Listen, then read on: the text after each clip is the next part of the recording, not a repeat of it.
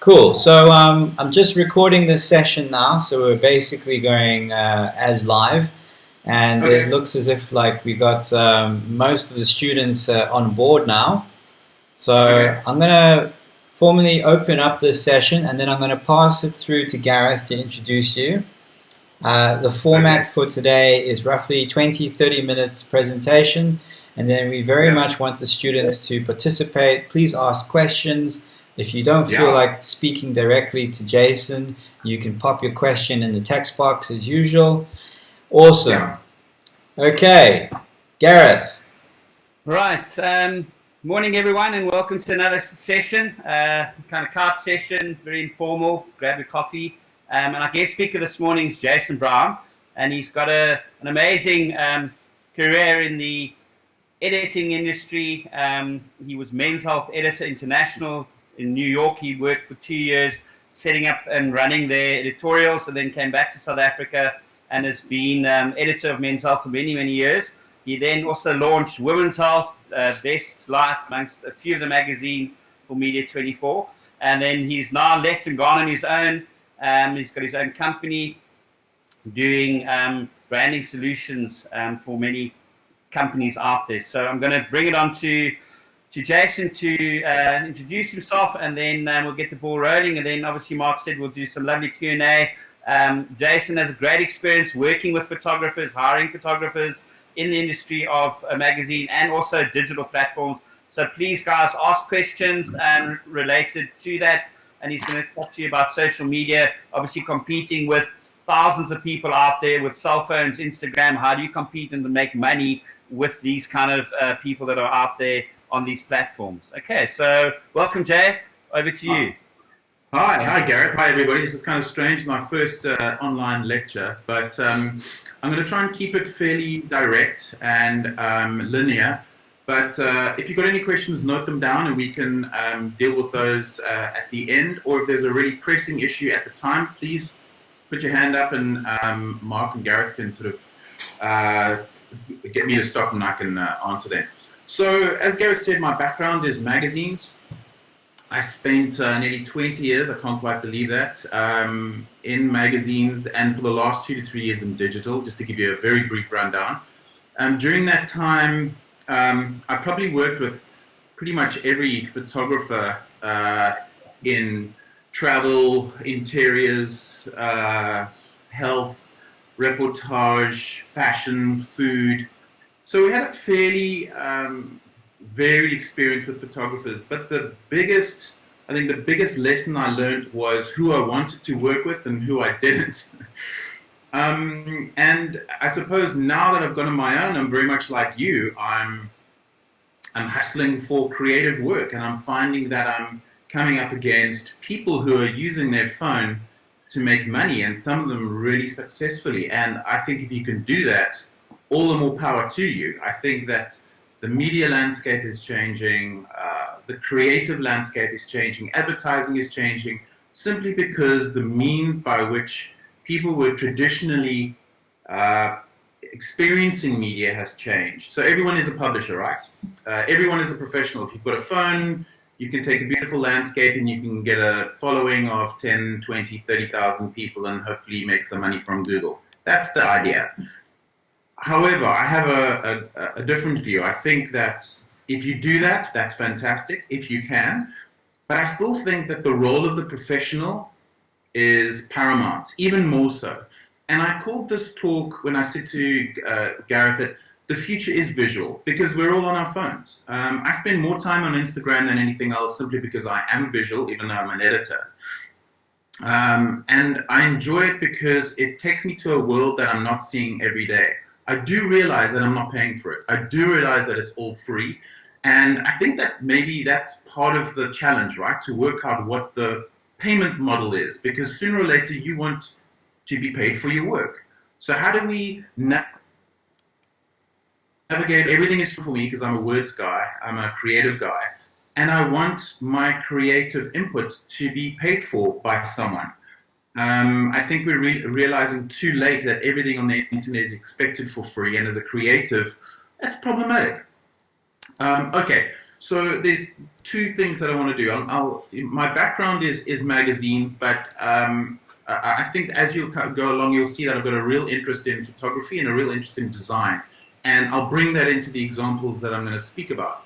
So I spent 20 years in magazines, but in digital gave me a real insight as to what the business model is going to be, and certainly how creators can take advantage of social media and digital to build their careers. And that's where you're at. I expect that over the next year or two, you're going to be thinking about what you want to do, how you're going to get out there, and how you're going to pitch people with your work.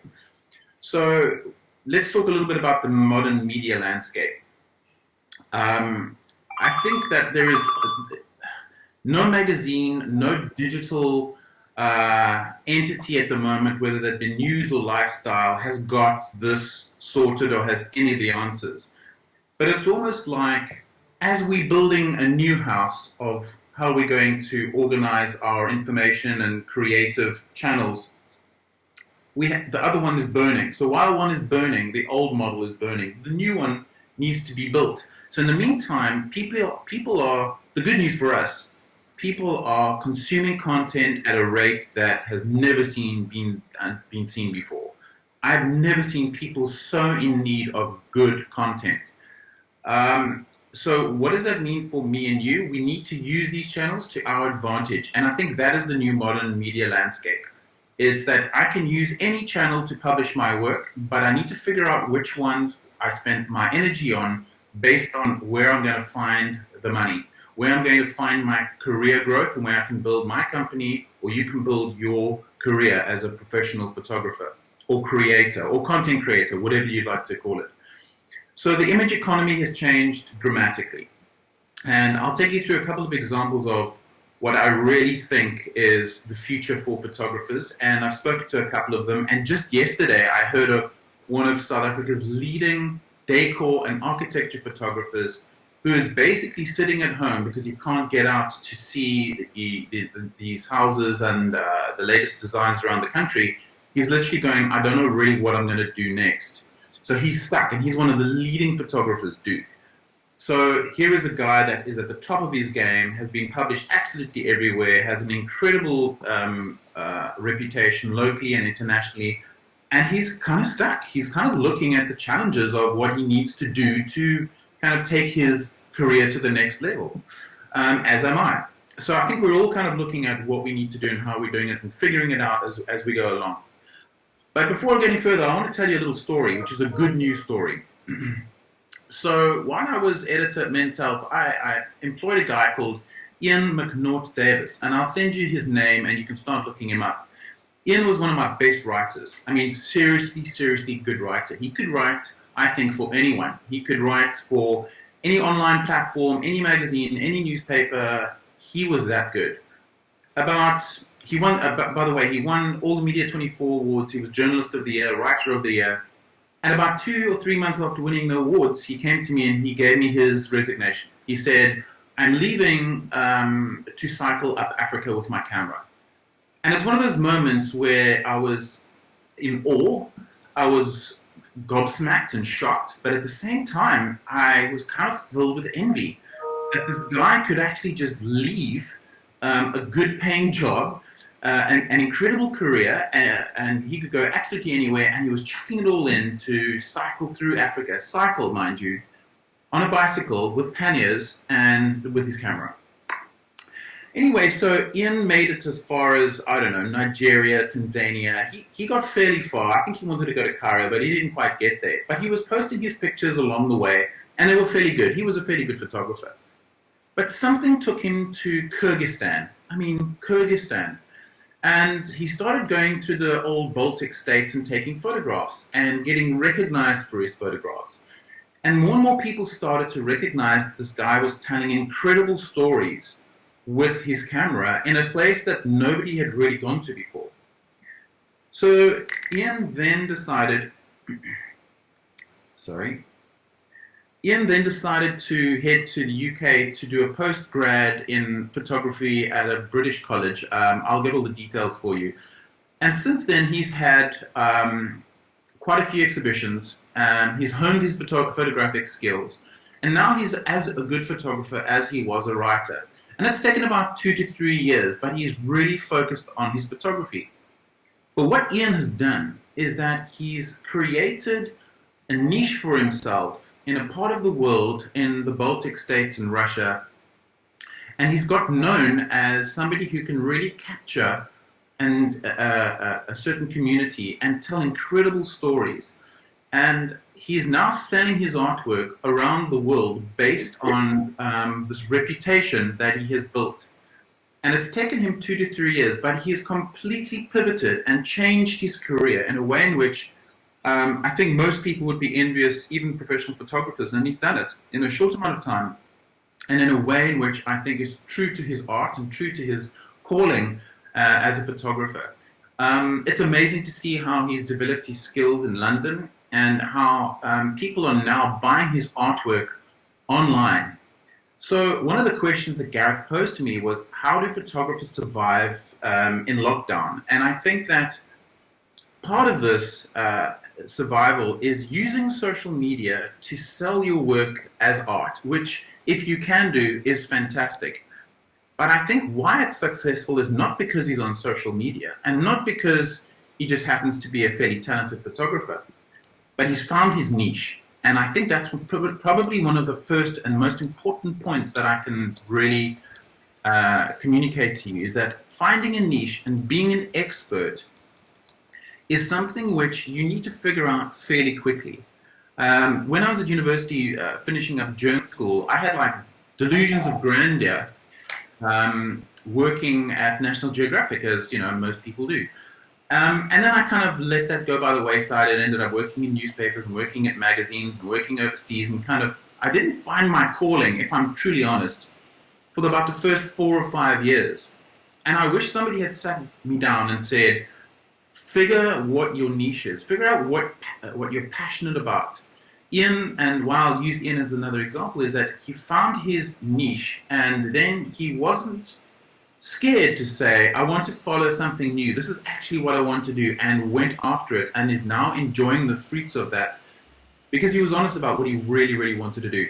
Okay, so I suppose this is the kind of segue, the intro into what I want to talk about in terms of setting yourself up as a photographer in the digital age. So point number one, and I will refer to this and send this through to you as a presentation so that you have it, but point number one is have a strategy. You need to find your passion and identify the work that you really, really want to do. Are you a travel photographer? Are you a sports photographer?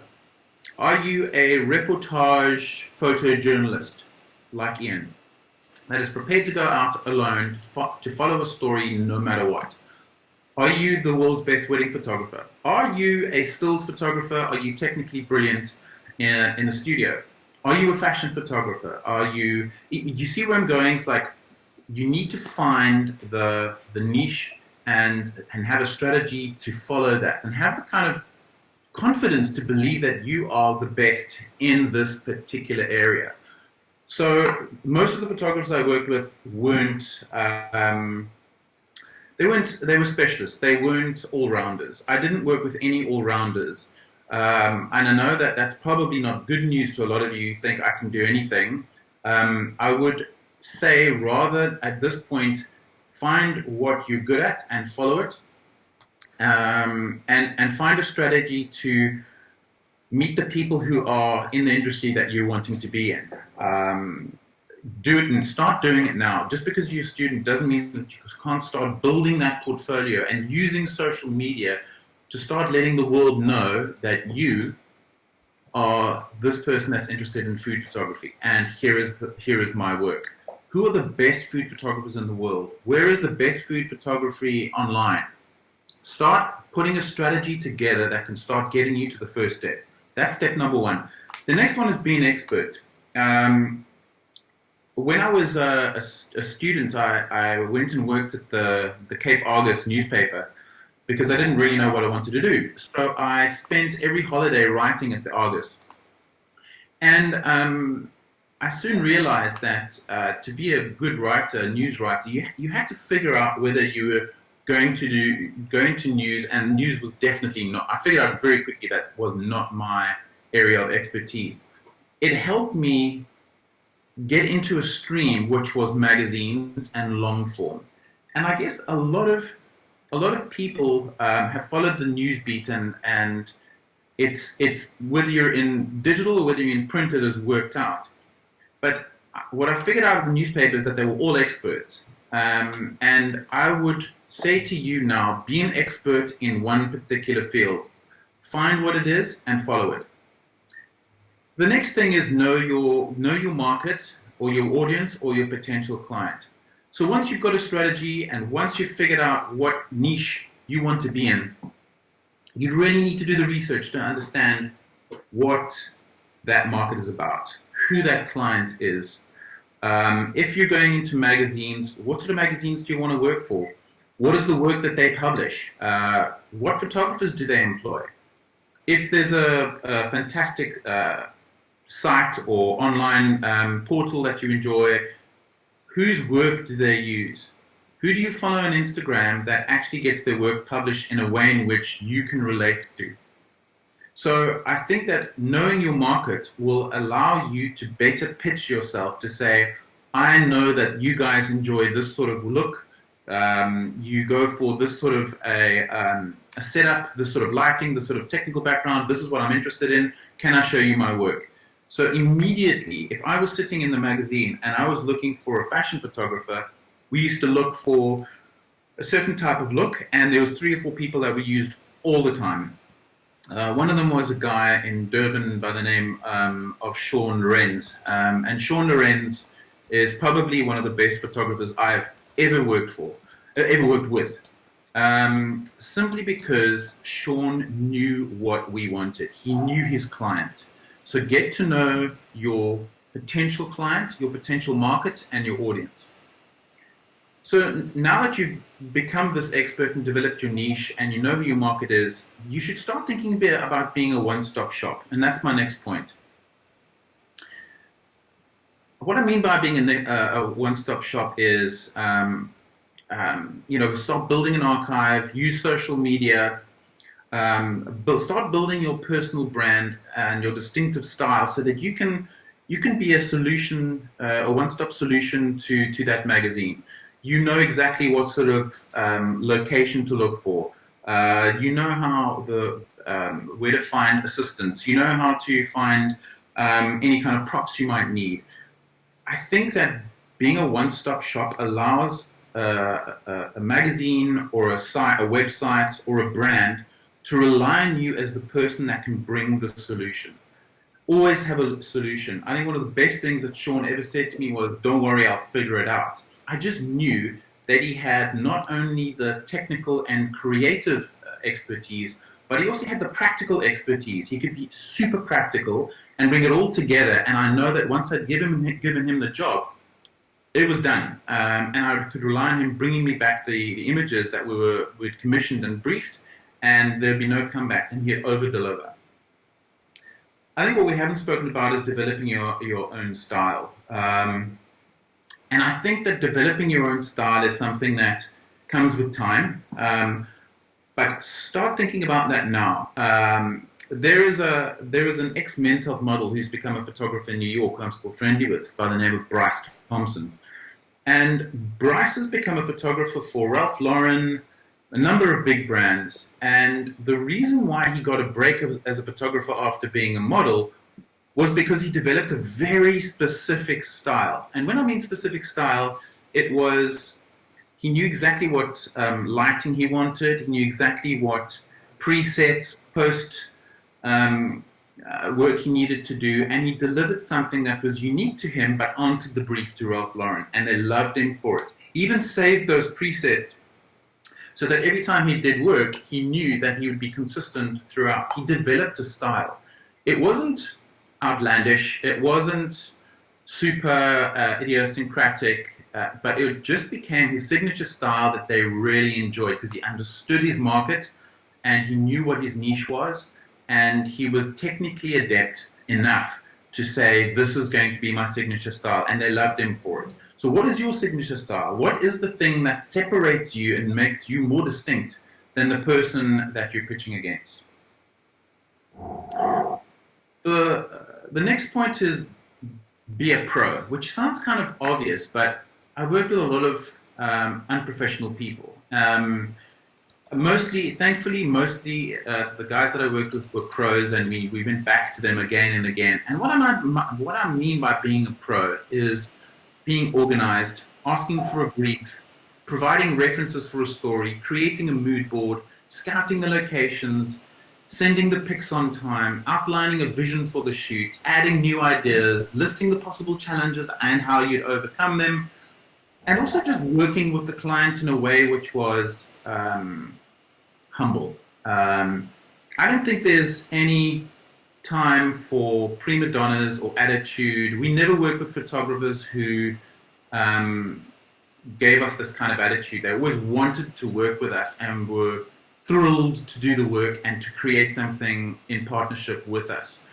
I think the days of Vogue photographers screaming and shouting with 10 assistants and creating an atmosphere and on the set is those days are long gone. And I think that the more you're willing to partner up with your client, the more you're willing to be a pro on set, you've got more of an opportunity of getting the work and keeping the work, and people come back to you. We went back to the same photographers again and again, not just because they delivered creatively, but because they were a pleasure to work with.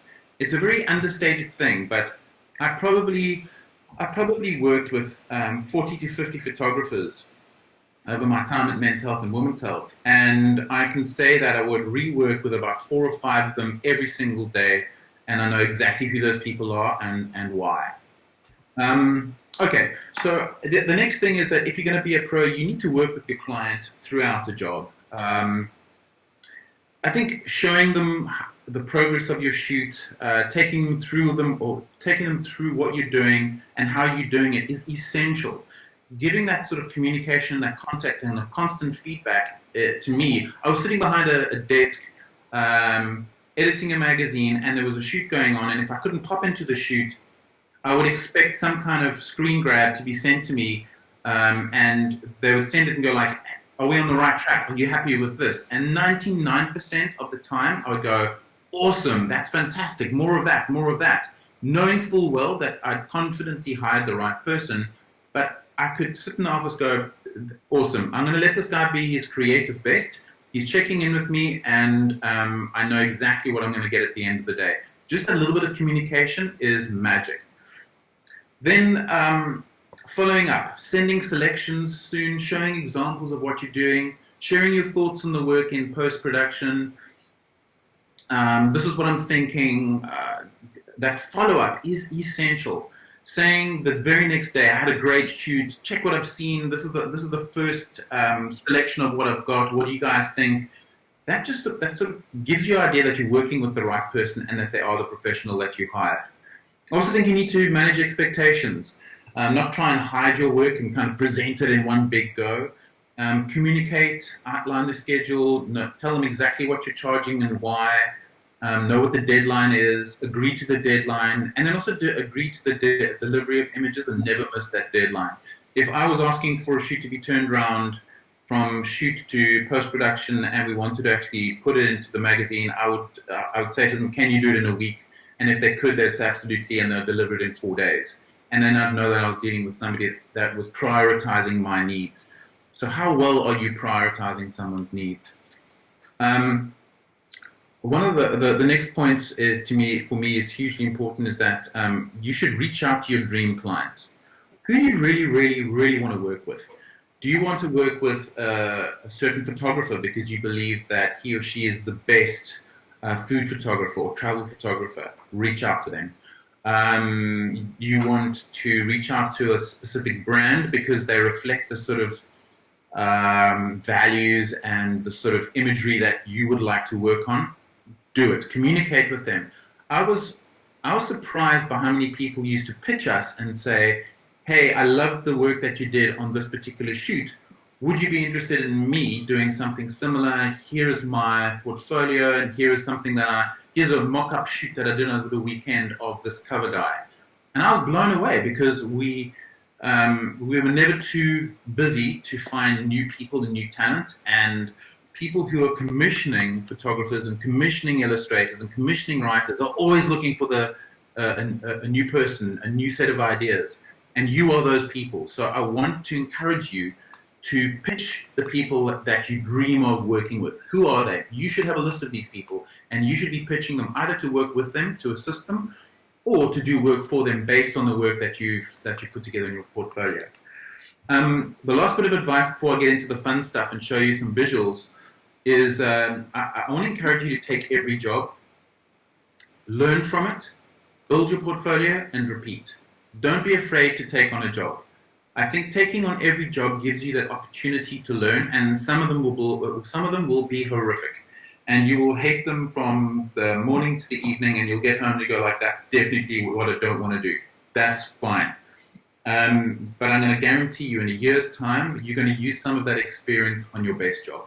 So take every job, learn from it, and when you haven't got a job, go out and take those pictures to build your portfolio because, and I'm going to take you through it now, at a time when people can't get out to take photographs, a lot of photographers I know are using Instagram to either sell their artwork or to sell their work to outlets that are and channels and that do not have access to photography. And I'll give you an example. Right now, all the magazines and all the online, all the media outlets, all the publishing platforms can't get out and do any work. So they're relying on work being sent to them. They can't do any shoots.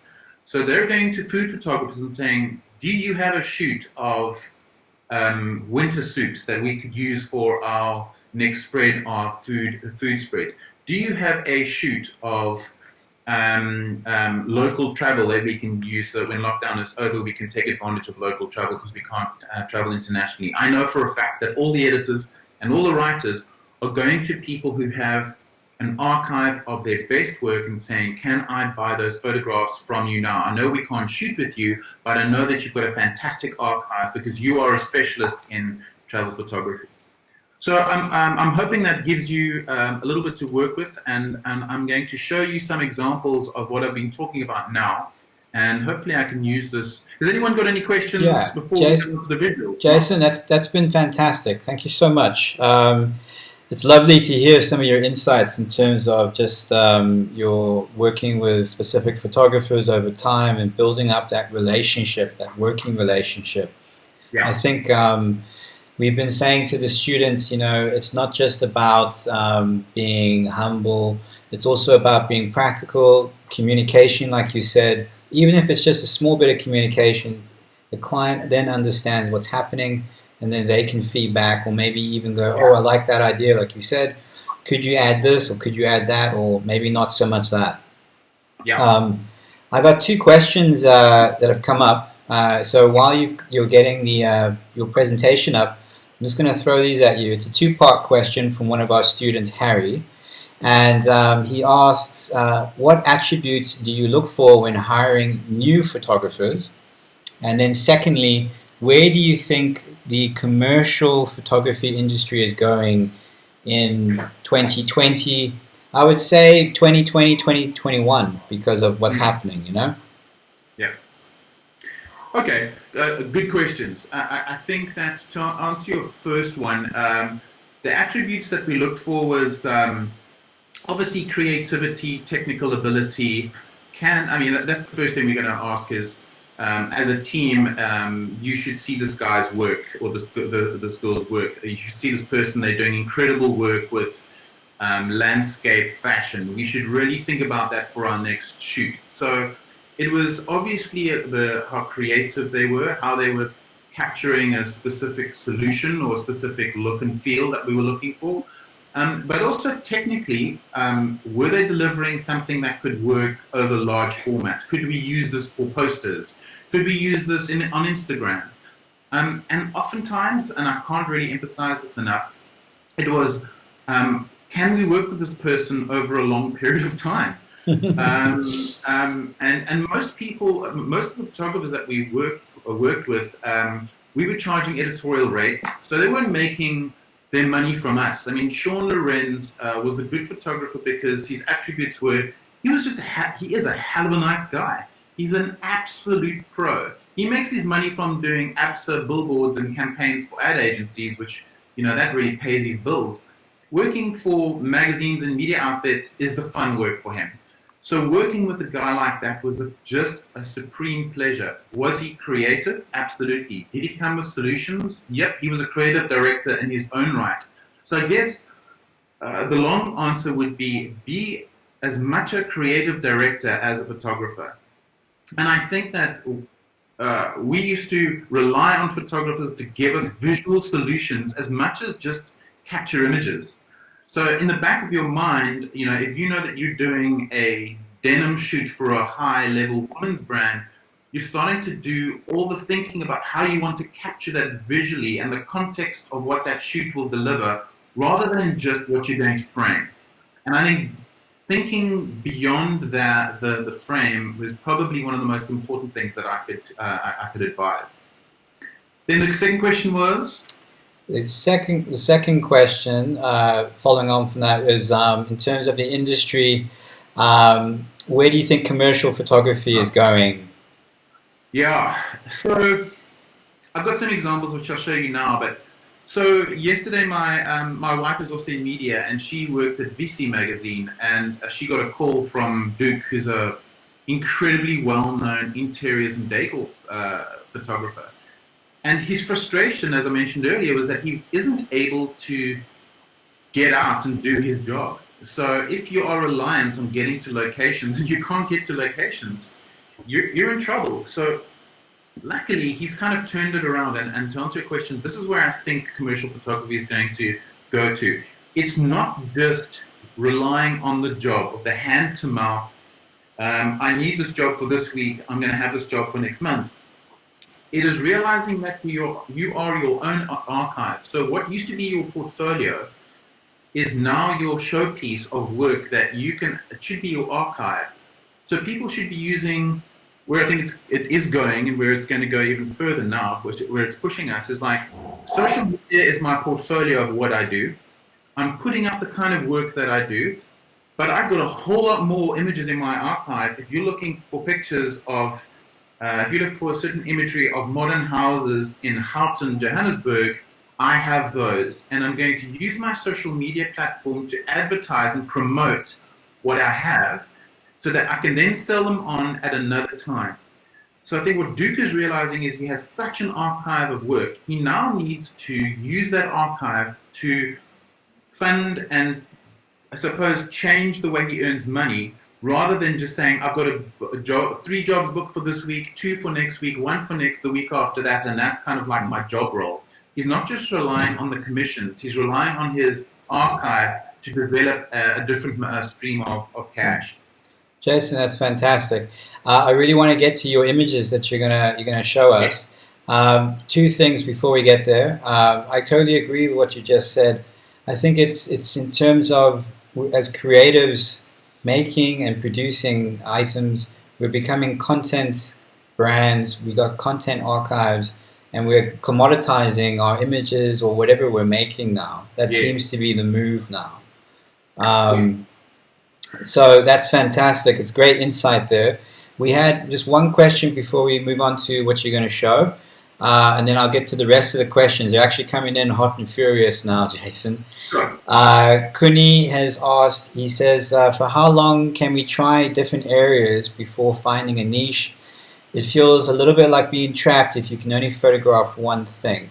So let's answer that question, and then let's move on to your visuals. Okay. So, it's kind of like that catch-22. It's like, I need experience, but to get experience, I need someone to give me a break. It's that, how do I figure out what my specialty is if I haven't tried a whole lot of things? So I don't want to discourage you from experimenting. I don't want to discourage you from finding that niche.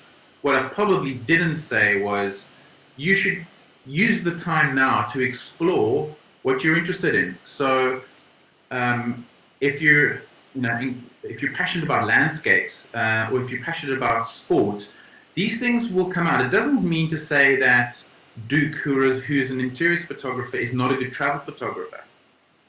It doesn't mean to say that if you are interested in sport that you're not interested in something more cultural and slow. I just think that use the time to explore all those options. Exploring all these options is what you should be doing right now.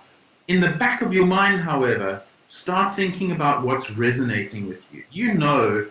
Here what you're good at and what you're really interested in. And I think that rather than chasing something for the money, like, oh, there's a lot of money in commercial fashion or advertising, I want to do that. That's cool if you want to do that. But I think following something that you're naturally gifted at and something that you got into photography for will start to emerge. But by all means, experiment and explore avenues. But as you're doing that, all I'm asking you to do is be conscious in the back of your mind, like what is resonating. As you're going through the tasks and the courses that you're doing, you're obviously being exposed to all these different avenues. And that's great because I think the technical ability that you're developing right now is going to set you apart from the weekend hobbyist.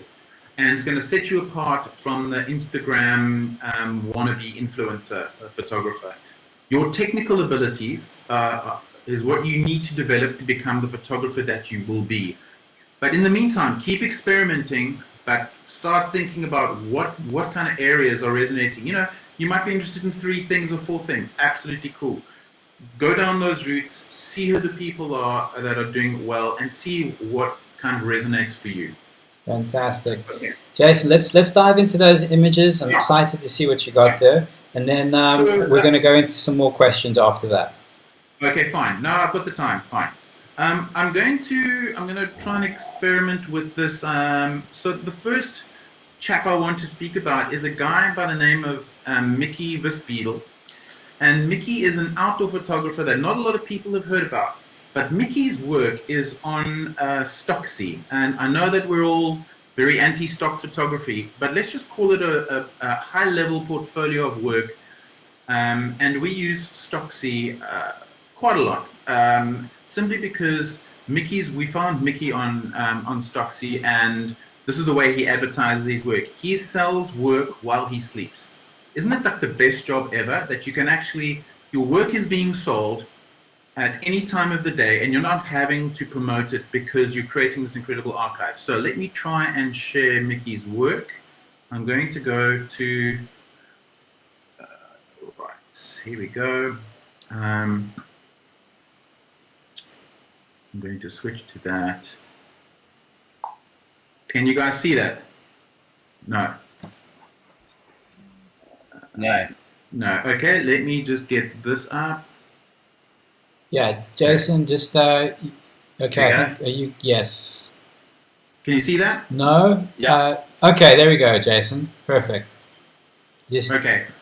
Can you see Mickey's work? Search art forward. Okay. So this is Stocksy, right? So Stocksy is a stock library of sorts, but then you get to somebody like Mickey. Can you see? Now I'm on Mickey's site. Can you see that? Yes. Okay. So this is Mickey's work, and we used, I'd say, a lot of our outdoor photography at Men's Health and Women's Health was Mickey's work. It's outdoor photography throughout South Africa. He does global work, but he does incredible work in South Africa. And it's basically friends going outdoors, and he specialized in this incredible light. I loved his light. He just captured this essence of freedom, of getting outdoors, of doing something that reflected the healthy lifestyle that Men's Health and Women's Health was going for. Can you see what I'm scrolling through? Yes. Yeah.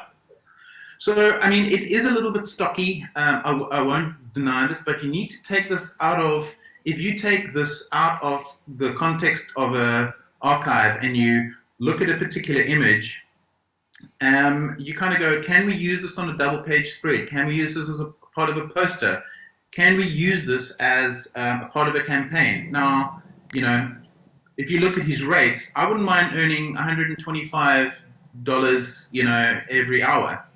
So this guy is selling a hell of a lot of imagery online, and I think this is something to look at and not scoff at as part of your profile, because again, this is another channel. So I'll move on to my next example. So I don't know, after lockdown, I looked at House and Leisure, and they did the speech on local photographers who are capturing South Africa's unexpectedly beautiful empty streets. Now, they've obviously got permission to be out as part of the press and capture our empty streets and make it into a complete portfolio of work that people like House and Leisure, and Media24 are buying. So here is a big media brand buying photographs of empty streets in Cape Town from photographers who are promoting their work on Instagram. Are you beginning to see this incredible circle, the cycle of how people are using this opportunity to create, to expand their portfolio of work and to create an opportunity to sell to big media brands who are looking for these type of images because they know that their clients and their readers are stuck at home and looking for this type of stuff. So I looked at this guy, and I think this is a really good example of what's happening in South Africa. There's a guy that's been outdoors for quite some time. His name's Chad Nathan. So I went on to Chad's Instagram account, and he's obviously using a drone, but his imagery is about what's happening in Cape Town with these empty streets. Whether it's in the townships, whether it's on the freeways, he's giving us a view of life outside of our homes right now, which, this is what he's usually capturing, but this is what he's capturing right now, which I think is a great idea to just kind of pivot his experience into something which he knows an audience will want. He knows a media brand will want. This is another photographer who's out and about at the moment. Nick Botmer is a well-known photojournalist. He covers hard news, and it's kind of like the tough stuff. But I know that all the major news brands, News24, ENCA, I think even some international sites are picking up his work, and he's a news photographer, so he'll do big wave stuff, and he's capturing what's going on in townships, and he's capturing what's happening with homeless people and social distancing, and he's also capturing the empty streets, but he's doing it in a way which I think captures this humanity. And he's doing a fantastic job using his art to tell the stories of now. Can everyone still with me? Yes. Okay. All right. I'm just going to flick through a few more people that I've started following and whose work I really enjoy. This guy, he's just popped onto my radar recently, and I'm thinking of using him in an upcoming job I have. But his name's Andrew Pierce. He's only got 1,600 followers, but I really enjoy his natural lighting. He's doing some incredible work. He does some great model work. He's doing some great fashion work. But I just love this sort of hazy, lazy imagery, which is going to segue into my next photographer. This is what I would call photographs as art. So while he's building his reputation as a fashion photographer, he's creating artwork out of the work he's doing on travels, and he lists what camera he's using. But he's obviously going to Europe and traveling around the world and using this to create poster art, which he's selling online, which is another opportunity to, I suppose, promote your side hustle. We should all have side hustles. So if you're a fashion photographer but you really enjoy travel and you're creating great travel posters, he's actually creating these as online travel downloads. So you can download these images for a certain amount of money, or you can get them as printed out posters. Some really nice stuff here, and he's using this as art, which I think that is a smart side hustle with only 1,600 followers. Okay, moving along. This is another photographer who's got a fairly larger following of 250,000 followers, and he just calls himself a digital magazine and content creator. But this is a picture that he took of Cape Town, which I think has been used 1,000,000 times over. But you can just see there's something about it. There's a kind of populist poster appeal to it, but technically it's fantastic. And he's selling, I don't know how many of these he has sold around the world. So people are sitting at home going, I want to travel to these places. I love my city. I miss the beach. Oh yes, let me buy this poster for $100. So I think if you get beyond the cheesiness of some of this as poster art, see it as an opportunity to sell your work while you are stuck in lockdown. Some really nice travel work. I think he also sells around the world.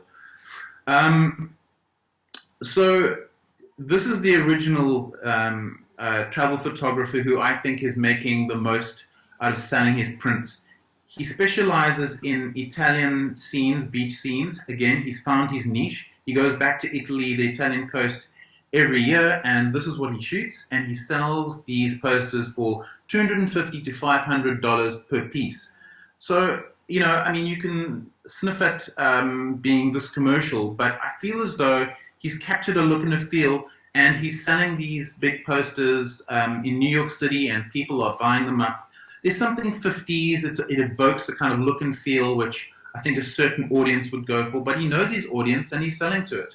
He's also published in Condé Nast Traveler, quite a few local travel mags and destination mags, I think Horizons magazine. Okay, so this is his site, so you can go and check it out, and I'll send all these links to you guys so you can have a look and just see how he promotes himself. I mean, beyond the work, whether you like the work or not, look at how they're promoting themselves. Then another way of kind of making your work, your artwork and work for you is a local photographer called Vanessa Cowling. I don't know if you guys have come across her work. So Vanessa actually lives up the road from me, and we found out recently, I think 2 years ago, that she was having an art exhibition called Art Under the Bed. And basically this was an exhibition for artists and photographers who had work literally stuffed underneath their bed. And it was sort of the work that had never made the exhibitions, that they hadn't really sold, that they'd printed out, but they wanted to give to a local audience. So Vanessa holds this exhibition in her house. I mean, there's literally artwork on top of her bed, in her bedroom, in the kitchen, in the dining room. It is covered in artwork and photography, and it happens every, I think it's late summer, yes, January, February, or late December, sometimes in summer. And basically she puts all this artwork out with local artists, and it all goes in a heartbeat. It's priced between 500 Rand and 5,000 Rand, so it's fairly reasonable. But her specialization is obviously water, oceans, beach scenes, and she gets into a mood, and you can just see she follows like certain colors, certain looks, and certain feels, and she's sold out. She sells out. She's a Michaelis graduate, and she is specialized in this sort of wistful beach, landscapey surf vibe. But her artwork doesn't sell for anything less than 4,000 Rand a print. Awesome side hustle, and she's, like I said, she's selling while we sleep. This is her Instagram, which you go and check out. Really good, really great work. Jason? Yeah. I got some questions here, because we're dealing with social media platforms. So Yeah. just while we got you here, I got some questions that have come up just in terms of how do we, let's see, how difficult would you say it is to be recognized on social media with photos that you take? How do you differentiate it? I think that's kind of what you're getting into here. And then secondly, where do you think travel photography is going? So as you can see, all of these photographers have found their niche. All of them have explored different channels within their niche. They've realized that this is what this is where their skills and experience and passion have brought them. So they're using social media to promote what they do. Vanessa, as I say, has this platform as an exhibition at home.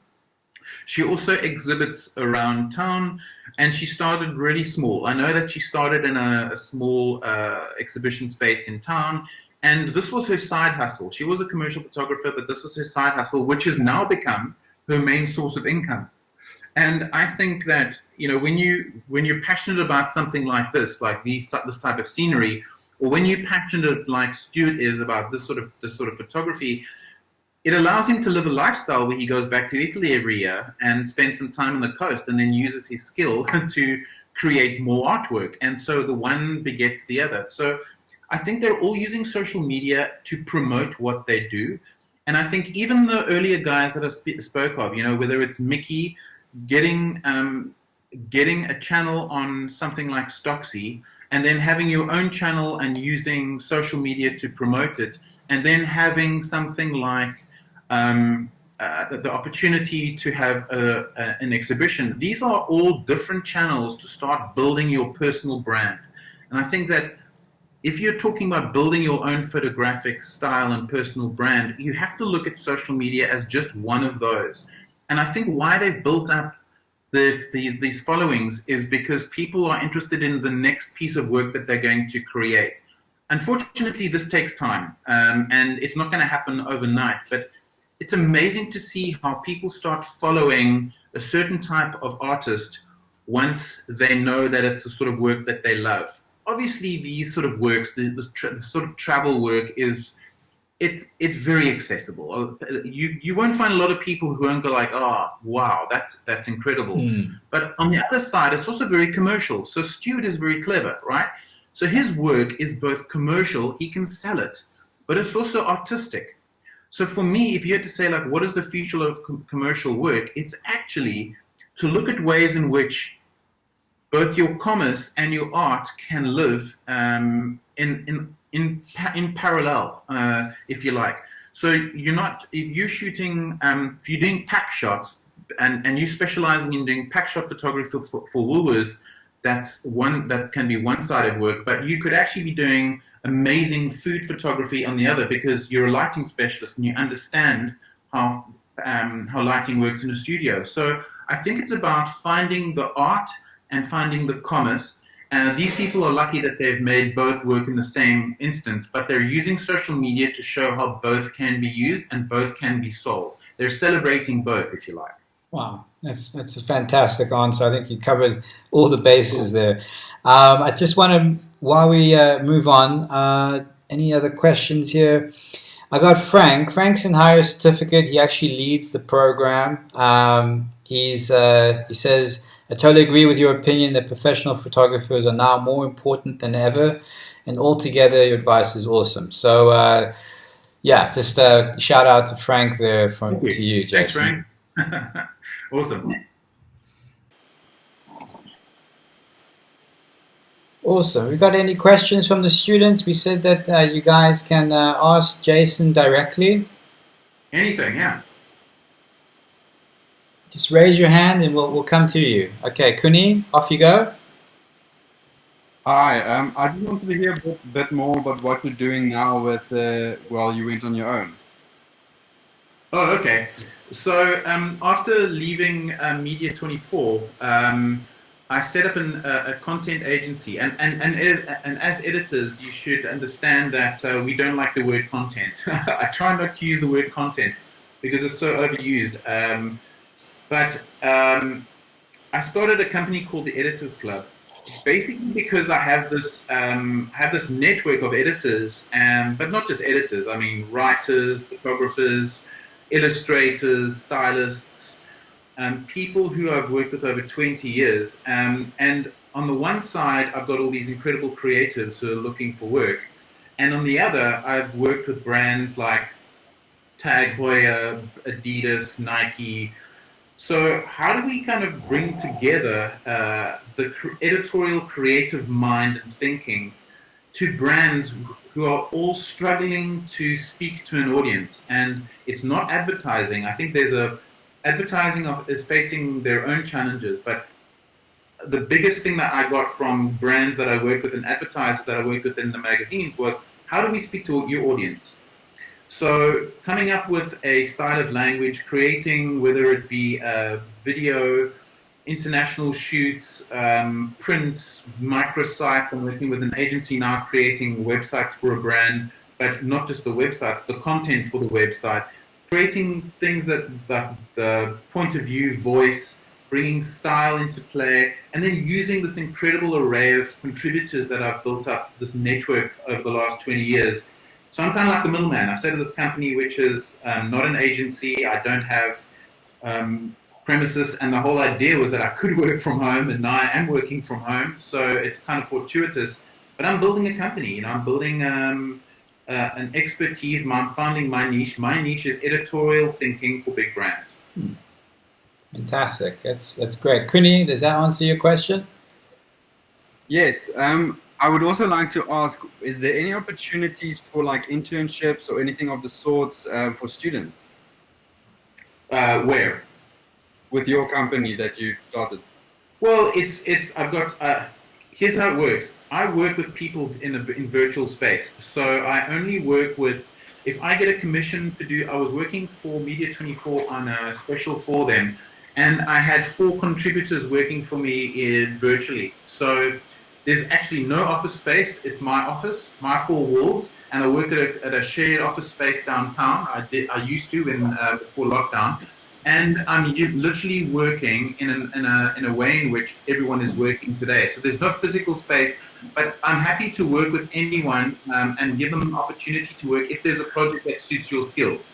So if there is a photographic or creative content outlet that suits your skills, I'd be happy to have you along and to work with us to create that. So you can, I'll give you my email address. I'll put my email address at the end, and anyone can get in touch and we can answer some more questions. I'm happy to do that. And if work comes up where I can use your skills, I'd be happy to do so.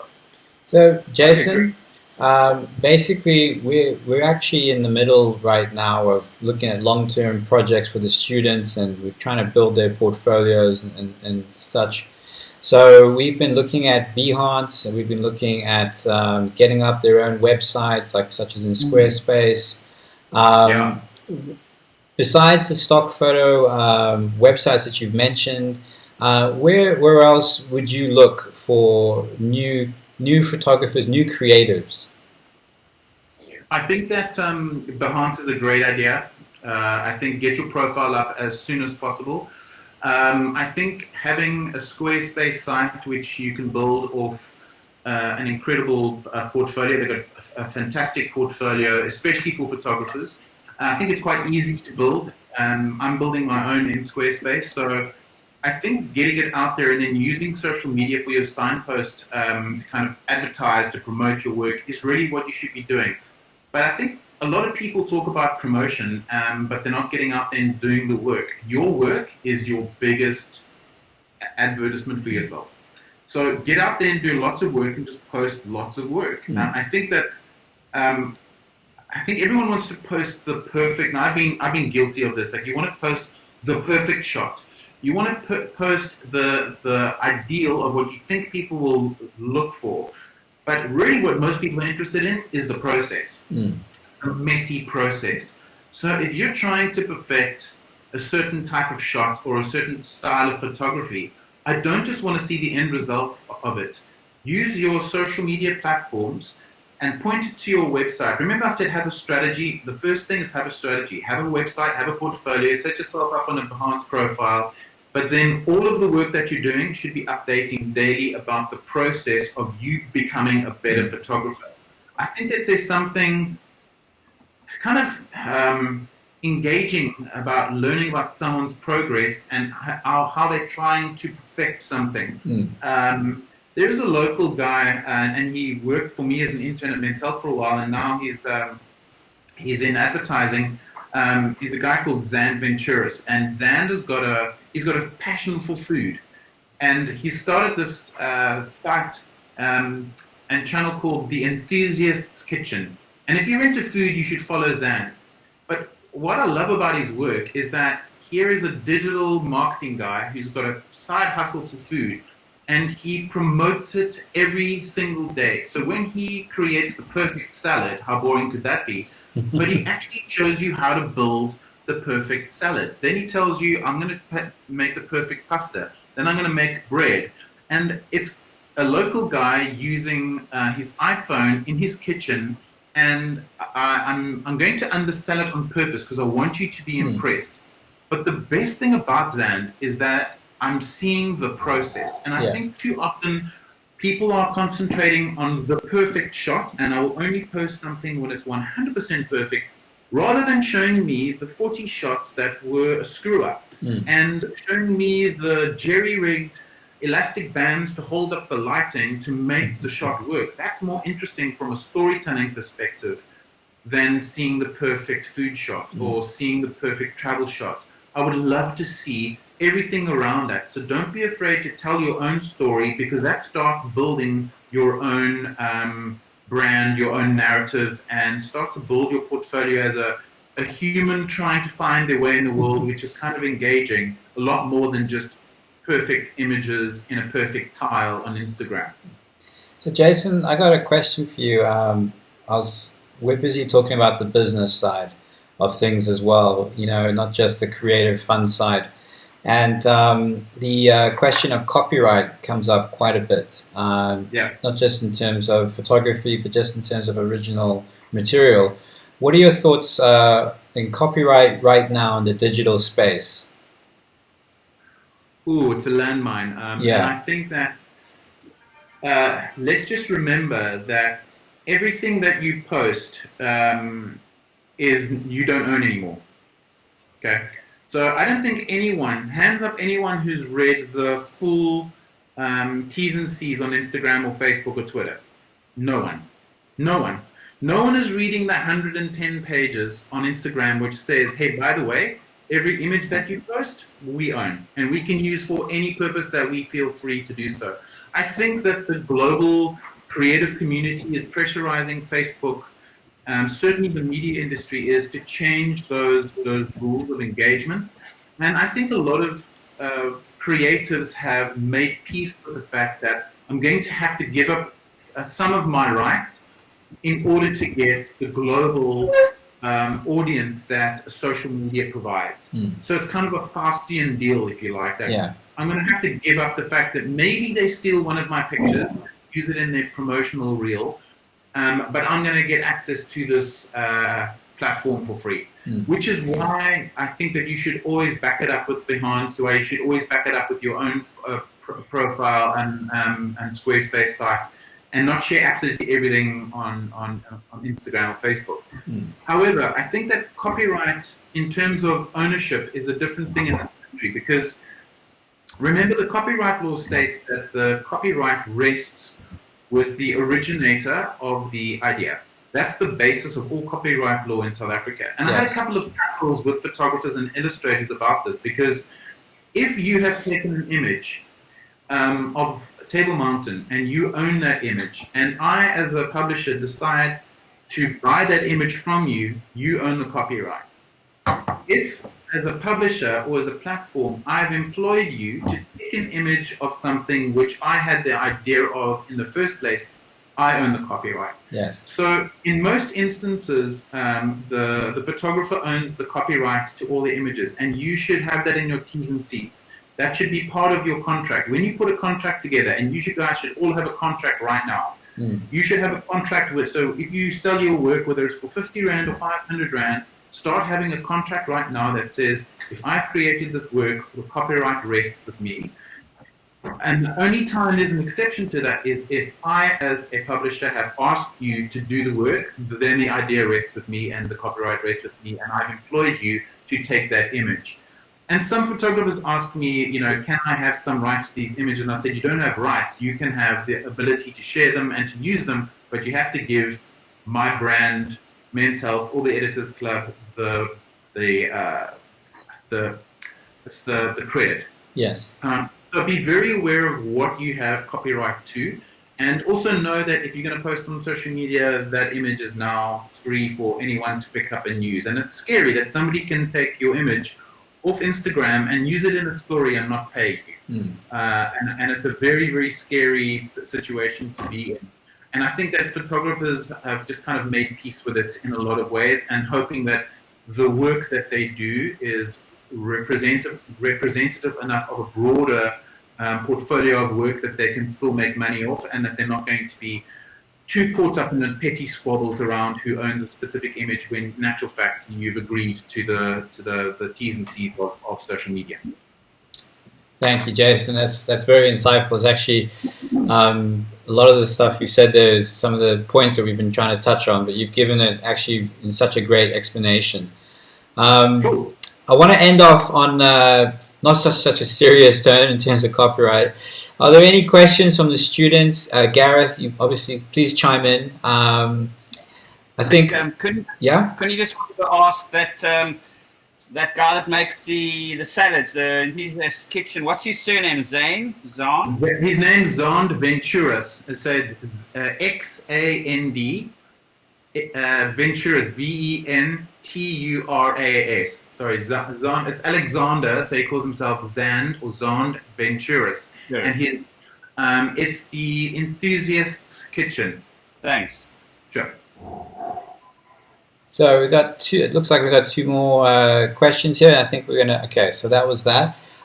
Jason, I think I got a question then. So we got some interesting food photography that you're obviously interested in as well. Has there been any kind of oddball creative content that you've seen you've gone like, wow, that's a way of thinking differently, that maybe on your radar? You know, I've got this Instagram habit of making folders of stuff. So I've got folders of, I collect magazine covers, I'm fascinated by independent magazines at the moment. So I'm a dyed-in-the-wool magazine guy, and I think that most of the creative people I've ever met have been in magazines. The best photographers I've worked with have been people who've been in magazines, and the writers as well. So I really celebrate magazine. And the kind of creativity that I'm seeing in independent magazines, I think shows the future, because for magazines specifically, because I still think we like the idea of a magazine, but magazines can't afford to exist in a modern digital world. So the wacky ideas that I'm seeing are of independent magazines who are on Instagram and doing things in specific niches. So there's an incredible magazine site and Instagram handle called Mad Culture. And Mad Culture is a independent magazine shop in London, and they publish the best covers, visually interesting graphic covers of magazines around the world. And when I mean independent magazines, these magazines print like maybe 4,000 or 5,000 copies, and they're highly specific to certain niches: food, surfing, travel, sport, and you see almost the best of creativity in this little stream. So I'm seeing the weird and wacky stuff and really enjoying the growth of independent magazines. And these are people that are creating it on their kitchen, on their dining room tables, Yes. and in their studios in Sweden. So you're seeing an incredibly global collection of ideas in small magazines, and they kind of started from the, I suppose, like the wallpapers and monocles, and I think those are the best known ones. They're independent, but just small magazines that really follow a niche, and you can see how photographers have latched on to these independent magazines and now are working for them and finding an outlet for their passion. So there's a magazine called Dog, just called Dog, and it's the best stories about dogs, if you're into dogs, from around the world, and it's a magazine just about dogs. So when I talk about wacky ideas, Yes. I think that you find them in the niches, and for me, I find them in independent magazines. And check out Mag Culture; you'll see all the mags that you'll enjoy, and a whole lot of amazing photographers as well. Excellent. Well, thank you so much for that, Gareth. I'm gonna leave the final goodbyes to you, but Jason, I'd just like to say from my side, it's been a pleasure having you here today. And I'd like to extend an invitation for you to actually come through to the institution once we are able to see each other. And Sure, but thank you. thank you very much for your time today.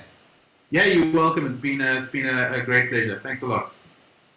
Cool. Jason, from one friend to another, thanks so much for all that information, the insight, and especially on copyright. A lot of our students are very wary and not familiar with copyright. And so, I think it's great. One thing being hired to shoot something, and who owns that from someone buying your work, and who owns same image, two different kind of scenarios. But that's very, very, thank you very much. And cool. Thanks very much. Thanks, everyone. Thanks for the great questions. It's been great. Cheers. Awesome. Let's give him a good online applause. Thank you so much. Thanks very much. Bye. In conversation with Jason. Thank you.